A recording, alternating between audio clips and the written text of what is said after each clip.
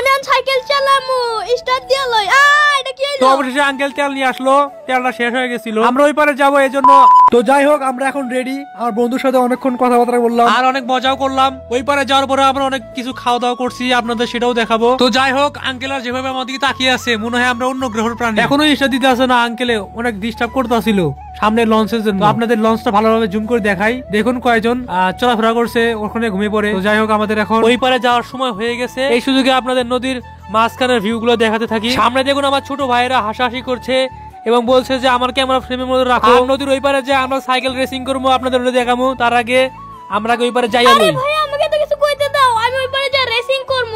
তো আমি অনেক ফকির, এজন্য আমি তো টাকা দিতে পারলাম না, আমার বন্ধুকে দিতে বললাম। ওকে বলার আগে বলছো ঠিক আছে মামা আমি দিচ্ছি, তুই শুধু ইউটিউবের টাকা পাইলে আমার অন্তত 1 ভাগ দিয়ে দিস। এরপর আবার সাইকেল নামাইতে হইব, সাইকেল তো আমি না পাবো না, আমি ক্যামেরা ধরে আছি। ওরে বললাম তুই নামা মামা, আমি খালি সাইকেল চালাম ওইবারে নিয়ে আয়। এরপর ওই সাইকেল নিচে নামাচ্ছে, এর মধ্যে কতগুলো মানুষ ঘাটে দাঁড়িয়ে আছে যাওয়ার জন্য, ওই আবার সাইকেল চালাইবো। তো যাই হোক আমাদের ব্লগিংটা কেমন হলো আপনারা লাইক সাবস্ক্রাইব এবং কমেন্ট করে জানান।